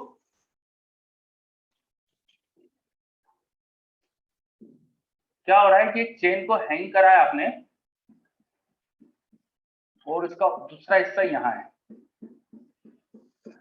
ठीक है। अब इसे छोड़ा, तो जैसे ही छोड़ोगे तो क्या होगा, कुछ चेन यहाँ पे सीधी हो जाएगी, यहाँ से अगर ये वाला एंड एक्स डिस्टेंस नीचे गया, तो ऐसा कुछ सिचुएशन दिखेगा आपको, वो एक्स नीचे गया तो यहाँ पे x/2 और x/2, इधर x/2 इधर x/2, चेन बढ़ जाएगी, ठीक है। और गिरने की वजह से ये सारे लिंक्स की कुछ स्पीड होगी, इन सारे लिंक्स की कुछ स्पीड होगी। जो बॉटम मोस्ट लिंक है उसकी स्पीड थी, and just after a moment वो इधर आ जाएगा तो उसकी स्पीड 0 हो जाएगी। जो बॉटम मोस्ट लिंक है उसकी स्पीड थी, और जस्ट आफ्टर अ मोमेंट वो लिंक इधर जुड़ गई तो उसकी स्पीड 0 हो गई। तो स्पीड 0 होने के लिए उस पर लगा होगा इम्पल्स, और इम्पल्स की वजह से यहाँ इस स्ट्रिंग पर भी एक इम्पल्सिव टेंशन नीचे लगेगा, और उधर वो जो लिंक है उन पे इम्पल्सिव टेंशन ऊपर लगेगा, ठीक है। If you observe this link which was actually going down with speed v, and just after a moment वो लिंक यहाँ आके उसकी स्पीड 0 हो रही है, तो उस लिंक पर ऊपर की तरफ एक इंपल्स लगा, वही इंपल्स इस रोप पे नीचे लगा, and due to this rate of change of momentum यहाँ पर एक इंपल्स की वजह से एक फोर्स आ रहा होगा, impulsive force. That impulsive force plus जो इसका वेट है, ये मिलकर यहाँ का फोर्स होना चाहिए, यहाँ जो भी फोर्स होना चाहिए टॉप पॉइंट पे वो होना चाहिए वेट, जो भी हैंगिंग पोर्शन है उसका वेट, प्लस यहाँ जो इंपल्सिव फोर्स है ना, इंपल्स का जो भी रेट ऑफ चेंज होगा वो फोर्स आ जाएगा, ठीक है। तो एक्चुअली वेरिएबल मास सिस्टम है, this is not Newton laws of motion situation, ठीक है। तो अब वेरिएबल मास सिस्टम को थोड़ा दिमाग लगा के करो। Okay sir. और ये मैंने देखा कि आपकी 1 2 3 4 में है शायद ये क्वेश्चन, है ना, मेरे को ऐसा याद आ रहा है 1 2 3 4 में कराया मैंने, ठीक। चलो 1 2 3 4 के काफी क्वेश्चंस के वीडियो सॉल्यूशंस है हमारे पास, हम बस रिलीज करने के प्रोसेस में है, तो आपको कुछ समय में ऐसा हो जाएगा कि पूरा वीडियो सॉल्यूशन मिल जाएगा। चलो हाँ, अब मेरे पास डाउट आया इसका इम्पल्स वाला फोर्स कैसे लिखेंगे। तो आपको पढ़ाया है कैसे लिखेंगे, आपको मुझसे पूछने की जरूरत नहीं होना चाहिए। कैसे लिखते हैं इम्पल्स का force, rate of change of impulse, ठीक है। इम्पल्स होता है मोमेंटम, मोमेंटम का चेंज, मोमेंटम के चेंज का रेट ऑफ चेंज लिख दो तो फोर्स आ जाएगा, है ना। फोर्स हो जाएगा आपके पास rate of change of momentum, dt of momentum. Try to think momentum का चेंज कैसे लिखेंगे, पढ़ा है आपने, ठीक। सर ऐसे कर सकते हैं कि जो चेन हैंग हो रही है उस साइड, रचित उसका अपन थोड़ा थोड़ा वैसे ही होगा, थोड़ा थोड़ा वैसे ही होगा रचित, है ना, पर थोड़ा दिमाग लगा के करना है, जल्दबाजी नहीं करना। हाँ चलो बोलो क्या बोल रहे थे, जो चेन हैंग हो रही है। सर उसका अपन सेंटर ऑफ मास लेते हैं हाँ और वो थोड़ा सा dx डिस्टेंस गिर गया, हाँ, तो फिर सर उसके बाद उसकी स्पीड हो जाती है √2 dx h, मतलब सर वो तो यहाँ स्पीड ये v निकल तो जाती रूट, अगर ये x लेंथ गिरी है चेन यहाँ से तो v तो √2 gx ही आएगा, क्योंकि ग्रेविटी में मोशन हो रहा है ना, उधर वाली चेन पे थोड़ी कोई इम्पल्स लग रहा है ना, जो चेन का लिंक यहाँ पे आ गई उस पे इम्पल्स लगा, जो बाकी लिंक थे इन पे इम्पल्स तो लगा नहीं है, तो इन लिंक का तो ग्रेविटी में फ्री फॉल है, तो उनकी स्पीड तो √2 gx होगी, ये तो सही है आपका, ठीक है। तो फिर sir final velocity 0, initial velocity ये है, तो sir change of velocity upon mass, लेकिन मास कैसे आएगा? चेंज ऑफ वेलोसिटी अपन मास क्यों करेंगे, चेंज ऑफ वेलोसिटी अपन मास क्यों करेंगे, नहीं, मैं डेफिनेशन गलत कर, मोमेंटम का रेट ऑफ चेंज करते हैं ना, मास थोड़ी करेंगे। लेमडा वी स्क्वायर आता है नॉर्मली ऐसी सिचुएशन में, lambda v square normally, not always, normally, ठीक है। चलो yes, minus v into t m by d t, yes, ठीक है। चलो अब मैं इसमें नहीं घुसना चाहता अभी, variable mass system was not the topic we suppose to revise, so इसमें नहीं जाना चाहता हूं मैं, अब इसमें हटा रहा हूं। एनएलएम पे वापस आ जाओ।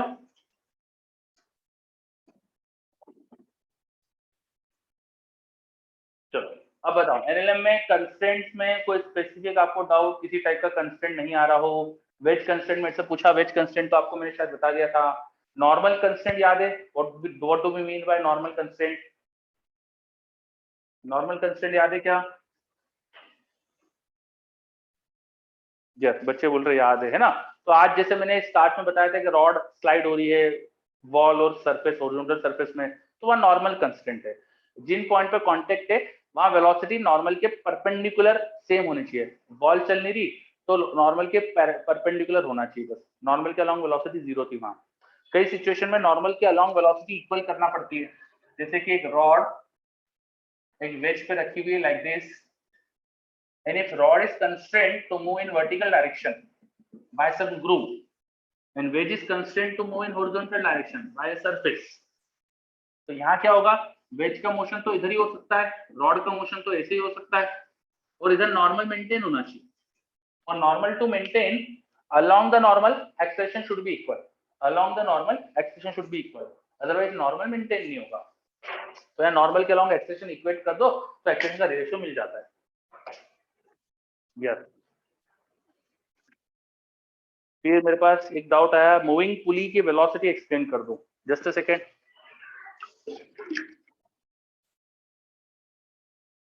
मूविंग पुली की वेलोसिटी, शायद आप ये बात कर रहे हो कि एक पुली है, दोनों एंड पे कुछ कुछ मासेस है, दे कैन मूव, एंड पुली भी मूव कर सकती है, ऐसा कुछ सिचुएशन, ये पुली भी मूव कर सकती है v1 स्पीड से, और ये दोनों भी मूव कर रहे हैं v2 एंड v3 स्पीड से। तो यहाँ ये रिलेशन आ जाता है कि इन दोनों की स्पीड का सम का हाफ ये आना चाहिए v1। यहाँ रिलेशन आता है कि v1 should be equal to v2 plus v3 by 2, बस ये रिलेशन होना चाहिए, ठीक है। और टेंशन वर्क मेथड से निकल जाता है रिलेशन। टेंशन वर्क मेथड मतलब कि रस्सियां किसी भी सिस्टम के अंदर है ना, नेट वर्क डन नहीं करती, तो टेंशन वर्क मेथड से कर सकते हैं। ये point clear? Tension work method से आराम से निकाल सकते हो आप। ठीक है, कि यहाँ पर इस रास्ते में टेंशन हो जाएगा 2t और यहाँ टेंशन है t और t, तो इन दोनों ब्लॉक का जो वर्क डन हो जाएगा वो हो जाएगा -tv2 -tv3 और पुली पे हो जाएगा नीचे की तरफ ही वेलोसिटी है तो -2tv1 और टेंशन का टोटल वर्क डन 0 कर देगा। ठीक है, ये वाले पुली नहीं, ये वाले टेंशन लेंगे अपन, ये वाले सेम रोप वाले, तो ये अपोजिट ही आएगा। ठीक है, इक्वल टू 0 करो तो इक्वेशन आ जाएगी। क्लियर?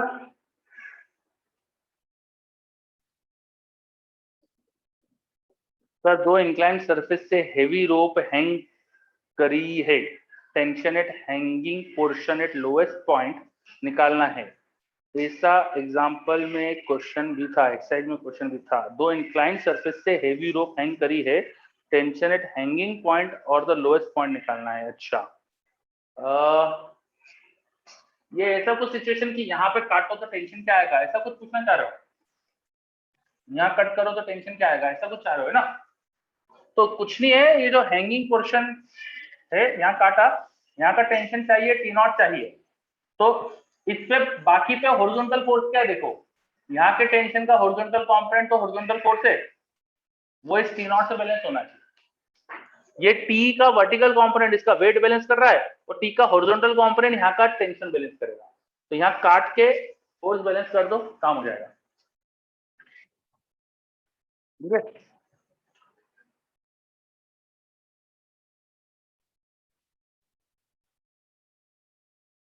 हाँ, तो ये जो आप मेरे से क्वेश्चन भेजा है मुझको, ये ऐसे ही करना है भाई, जहां से टेंशन चाहिए ना वहां काटो, एफबीडीज बनाओ, फोर्सेस बैलेंस करो, काम हो जाएगा तुम्हारा।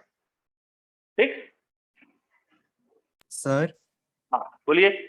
सर एक वो स्प्रिंग फोर्स वाला भी क्वेश्चन था कि एक ब्लॉक है मास m का, उसकी टॉप सरफेस पे एक स्प्रिंग अटैच्ड है वर्टिकली, हाँ और फिर ऊपर एक और ब्लॉक रखा है अपन ने मास m का, हाँ, तो सर उस पे कितना नॉर्मल रिएक्शन लगा है कि जो ब्लॉक नीचे जमीन पे रखा है हाँ, वो हवा में उड़ जाए? वर्क पावर एनर्जी का क्वेश्चन है बेसिकली। इस क्वेश्चन में बच्चों की गलतियां होती है कि बच्चे ढंग से डायग्राम नहीं बनाते। सबसे बड़ी बच्चों की मिस्टेक होती है कि बच्चे डायग्राम ढंग से बनाते ही नहीं। मेरे को जितनों ने भी डाउट पूछा ना, मैं जब भी उनसे बोलता हूँ कि डायग्राम बना के भेजो, तो डायग्राम भेजते नहीं, पता नहीं क्यों, बनाते ही नहीं ढंग से। तो हर क्वेश्चन को करने के लिए you should analyse question properly and step by step आपको डायग्राम बनाना चाहिए।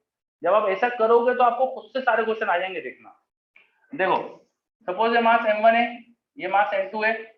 इस क्वेश्चन में ऐसा कहा गया था कि पहले ये इक्विलिब्रियम में है, तो इनिशियल सिचुएशन में क्या होगा, spring will be in compressed state, some compression है वहां पर x का, जिससे कि m1 का वेट उस कंप्रेशन की वजह से स्प्रिंग जो फोर्स लगाएगी वो बैलेंस कर। ठीक है, पहले का कंप्रेशन मान लो x1 था and this situation is compressed state, तो नेचुरल लेंथ नहीं स्प्रिंग की है। अब आपको पूछा है कि इसको और कितना दबाए, कि छोड़ने पर इसको दबाया, सपोज दबा के यहाँ लिया है, तो स्प्रिंग थोड़ी और कंप्रेस होगी। फिर आपको बोला है कि अब मैं यहाँ पे छोड़ूंगा तो मुझे नीचे वाला ब्लॉक बाद में उठ जाए, ऐसा सिचुएशन मिले, तो नीचे वाला उठने के लिए उसको तो आपको पुल करना पड़ेगा। जब तक आप उसको खींचोगे नहीं अपनी तरफ, वो उठ नहीं सकता। तो इसको अगर ऊपर पुल करना है तो spring should be in elongated state. जब स्प्रिंग इलोंगेट होती है तब वो चीजों को पुल करती है। तो अब ऐसा होना चाहिए कि स्प्रिंग एक तो नेचुरल लेंथ में आ जाए और नेचुरल लेंथ से भी ऊपर चली जाए, ऐसा कुछ सिचुएशन हो जाना चाहिए। ठीक है, ये जो लाइन बनाई this is for natural length of spring. पहले नेचुरल लेंथ से वो कंप्रेस थी, पहले किसी x1 डिस्टेंस कंप्रेस थी, और वहां से कुछ और कंप्रेस करा, मान लो x0 से कंप्रेस करा और रिलीज करा, तो रिलीज करने का स्प्रिंग नेचुरल के बाद इलोंगेट हो गई, और इतनी इलोंगेट होना चाहिए कि अब स्प्रिंग का जो फोर्स आएगा kh2 वो इसका वेट बैलेंस कर दे। ठीक है, जब kh2 m2g को बैलेंस करेगा तो ये उठेगा। अब आपको ये समझ में आ गया कि x2 कितना है, और अगर x2 समझ में आ गया तो आप देखो यहाँ पे इस m1 का मोशन कितना हुआ है। m1 का मोशन हुआ है x0 plus x1 plus x2, है ना। तो ये होगा इसका सही से डायग्राम। एंड अब आप वर्क एनर्जी थ्योरम लगा दो तो आपका काम हो जाएगा। ठीक है, आप जस्ट ऐसा हो रहा है कि ये उठ रहा है तो जस्ट उसकी स्पीड 0 मान लेना, जस्ट स्पीड 0 मान लेना यहाँ पे, और इनिशियल स्पीड भी 0। तो वर्क एनर्जी थ्योरम लगा दो, तुम्हारा काम हो जाएगा। सारी एनर्जी ढंग से लिखना, तुम्हारा काम हो जाएगा। समझे कुछ बात? Yes sir. ठीक है। और तो हम बोल रहा है एसएचएम का कॉन्सेप्ट लगा के इक्वल आसान हो जाएगा। यस, एसएचएम का कॉन्सेप्ट भी आसान हो जाएगा, बहुत बढ़िया। एक्चुअली स्प्रिंग तो एक एंड पे बंधी हुई है ना, ऐसे ये उठा नहीं जब तक, तो फिक्स ही है ये वाला एंड। तो ऐसा लग रहा है जैसे कि एसएचएम कर रहा है। ये एसएचएम की तो एक्सट्रीम पोजीशन हो गई, एसएचएम की तो एक्सट्रीम पोजीशन हो गई। तो एसएचएम की दो एक्सट्रीम पोजीशन मीन से इक्वल डिस्टेंस पे होती है। मीन पोजीशन यहाँ थी, ये थी मीन पोजीशन जहां फोर्स बैलेंस था, तो मीन से जितना नीचे उतना ऊपर।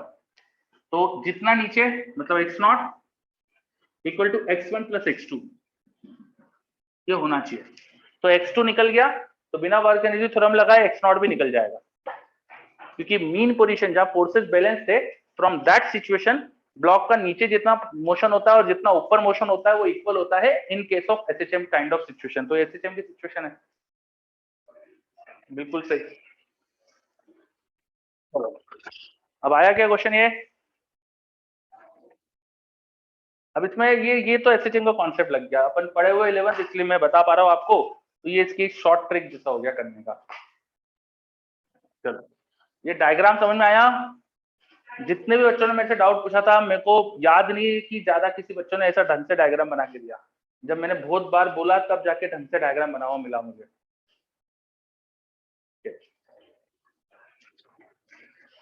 चलो, इज दिस क्लियर? है ना? Yes sir. ओके, सो आज अपन ने तो आपके डाउट्स ही डिस्कस करे। एनएलएम में तो पूरा थ्योरी में ऐसा कुछ बता नहीं पाया आपको।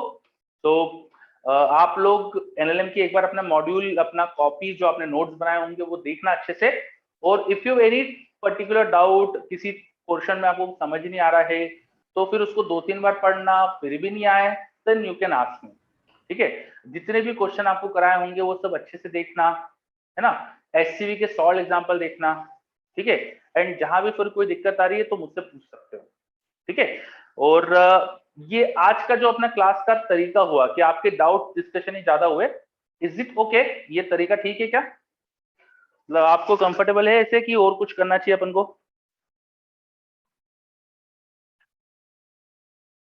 कुछ बच्चे तो मुझे ओके बोल रहे हैं, यस, है ना।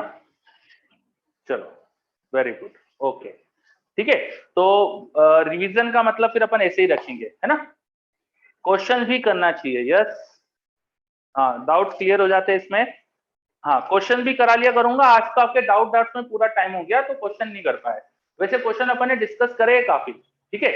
तो मैंने पूरा सॉल्व नहीं करा, बट क्वेश्चन को तो काफी मैंने, जैसे ये रहा एक एग्जाम्पल, तो क्वेश्चन तो काफी डिस्कस करे हमने, है ना। ऐसा भी चलता है क्योंकि आपको पूरा थोड़ी मुझे सॉल्व करके देना है ना। चलो, ठीक, यस। और एनएलएम की थ्योरी कम है उसमें, ओके है, पर दूसरे चैप्टर्स में थ्योरी भी बताना, ठीक है। हाँ, कुछ चैप्टर ऐसे होंगे जिसमें थ्योरी का कुछ पॉइंट मेरे लिए बताने के लिए होगा। एनएलएम में मेरे लिए कोई पॉइंट ही नहीं थ्योरी का बताने के लिए, क्योंकि एनएलएम की थ्योरी में ऐसा कुछ होता ही नहीं है। कंस्ट्रेंट का ट्रिक्स आपको सारी ही बता दी जाती है 11th क्लास में, तो आपको कोई ऐसी जरूरत होती नहीं है। कुछ चैप्टर देखो ऐसे होते हैं जो सब पता है थ्योरी आपको, स्टिल आपको डिफिकल्ट लगते हैं।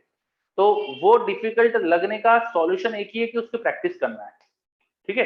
जैसे rotation is a very good example of a chapter जिसमें सब पता होता है बच्चों को, बस प्रैक्टिस की कमी से चीजें दिक्कत देती है। तो ऐसे चैप्टर्स के लिए मैं सजेशन ये दूंगा कि try to do more and more questions, and जो भी समस्या है पूछो। धीरे धीरे आपका पूरा टॉपिक स्ट्रांग हो जाएगा। आप जब क्वेश्चंस करोगे, फिर पूछोगे, तो आपको गलत तरीका अगर आपने कुछ करा है तो वो आपको समझ में आएगा कि इसमें क्या गलती थी। तो उस तरीके से सीखना चाहिए, ठीक है। चलो, रिवीजन स्ट्रेटेजी क्या होनी चाहिए?